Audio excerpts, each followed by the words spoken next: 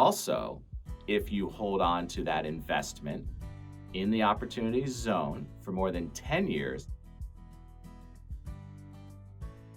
Hey everybody, Mark Stiles of Stiles Law down here at Studio B. Today we are going to be talking about opportunity zones. By the way, if you stumbled upon this video or it was shared from a friend and you enjoy the content, please subscribe to our channel and then ring the bell so that you will be notified for any future videos.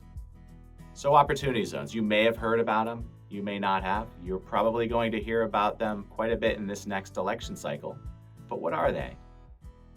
Well, the Tax Cuts and Jobs Act of 2017 created an incentive for investors with capital gains to invest those gains into neighborhoods that needed revitalization.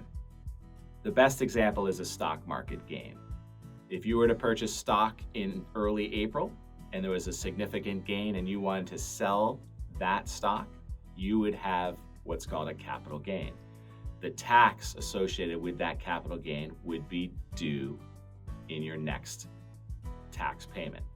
However, if you invest that gain, your winnings on the stock, into what is called a qualified opportunity fund, whereby that fund invests in a neighborhood in the designated qualified opportunity zones, of which we have a link below that tells you where all of those zones are in our country, and there are a lot of them. Now, this is very different than a 1031 exchange, which we did a video on. Those were so-called like-kind exchanges, where you sell one piece of real estate, for example, defer your gains by purchasing another like-kind piece of real estate. These are not like-kind. You get a gain, you put it into a fund. That fund can invest in real estate or businesses in a qualified opportunity zone. There was a lot of confusion when this first came to be, where many people were saying that you're eliminating your gains altogether. That is not the fact. You are deferring the gains until 2026. However, there's more. If the fund invests in that qualified opportunity zone and holds that investment for more than 5 years, that capital gain that you have recognized but now invested is reduced by 10%. So you have 90% of what your actual gain on that stock was that you are required to pay a tax by 2026. So in essence, what's happening is the government is creating a partnership with you, a public-private partnership, where the investor is investing into communities that need help, and the government is granting you a 0% loan. And you, the investor, have the ability to create jobs, opportunities, housing, and really cool things for a neighborhood that needs your help. But there's even more.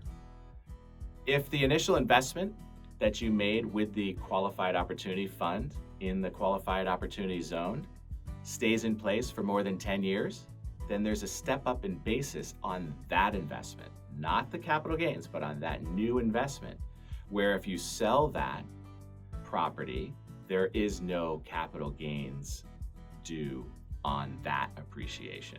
So let's recap. There's a lot there, and these are complicated, and there's a lot of incorrect information out there about opportunity zones and opportunity funds. So you have a gain, you did very well in the stock market, and you invest that gain before paying any taxes into a qualified opportunity fund. If you stay with that investment for more than 5 years, then that gain that you have created from your stock win gets reduced by 10%. Okay, so by 2026, you have to pay that tax on that gain, but it might be lowered by 10%. But also, if you hold on to that investment in the opportunity zone for more than 10 years, the new investment in the opportunity zone gets a step up in basis, which means it eliminates the capital gain on that investment. So we have a win-win-win. The investor wins because they have a no-interest loan. They have a deferred tax payment until 2026 on the capital gains. And they potentially have an investment that doesn't create capital gains on the new investment. The government wins because it's being helped by private investors to help revitalize neighborhoods. And of course, the community wins because private investors are coming and injecting confidence and goodwill into the neighborhoods that need it most.